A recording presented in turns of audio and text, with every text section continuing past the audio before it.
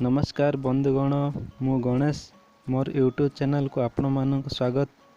जदि आपण जड़े चाषी किंतु पीएम किसान योजना रे टंका पाई पारनांती ताहले आपण निकटस्थ कृषि केंद्र को जाई प्रथम कृषक प्रमाण पत्र आवेदन करने को पड़िबो।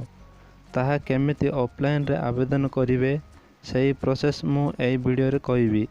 वीडियो देखिया पूर्वरु दया करी चैनल टी को सब्सक्राइब करी पाखरे तिबा ऑल बेल आइकन को दबाई दियंतु। प्रथमे आपण मोबाइल किंबा लैपटॉप माध्यम रे जे कोनोसी एक ब्राउजर को जाई एग्रोनेट ओडिशा लेखि सर्च करंतु। एहा पर एक पेज ओपन हेबो। वर्तमान ऊपर तिबा ऑफिशियल लिंक एग्रीनेट ओडिशा ऊपर क्लिक करंतु। क्लिक करिवा पर पुणी एक ऑफिशियल पेज ओपन हेबो। वर्तमान एई पेज को स्क्रॉल डाउन करी तळकु जाहंतु। गला पर लेफ्ट साइड रे तिबा डीबीटी ऑप्शन ऊपर क्लिक करंतु। डीबीटी ऑप्शन क्लिक करिवा पर सही पेज रो पुणी एक छोटिया पेज ओपन हेबो। एहा पर तळकु जाई फार्मर रजिस्ट्रेशन फॉर्म ऊपर क्लिक करंतु। वर्तमान स्क्रीन रे एक नोटिफिकेशन आसीबो जहा कि आपण डाउनलोड ऊपर क्लिक करे डाउनलोड करनियंतु। वर्तमान आमे देखिबा एई फॉर्म को केमिति फिलअप करिवे। प्रथमे आपण एई फॉर्म रो दिया जाइतिबा अंडरटेकिंग को भल भाबरे पढंतु।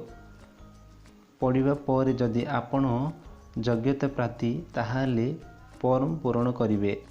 एहा पर आपण फॉर्म रे दिया जाइतिबा फार्मर डिटेल्स दियंतु जहा कि farmer registration number, district, block, GP, village, pin code, gender, category, date of birth, age, father's और husband name, voter ID card number, Aadhaar number, mobile number दियंतु।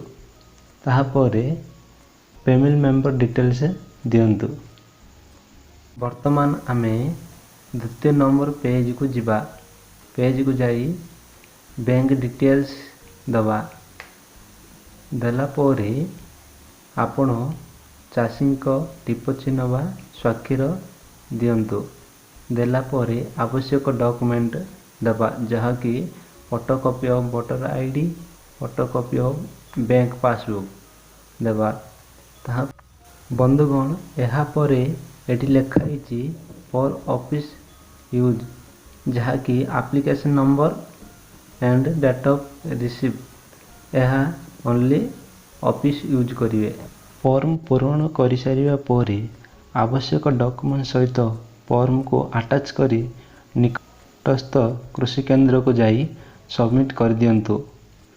जदि मो वीडियोटी भल लगी थाए ताहाले हृदय गोटे लाइक शेयर सब्सक्राइब करी पाखरे तिबा ऑल बेल आइकन को दबाई दियंतु जहा फल कि एमितिका नोटिफिकेशन सर्वप्रथमे पाई परिवे।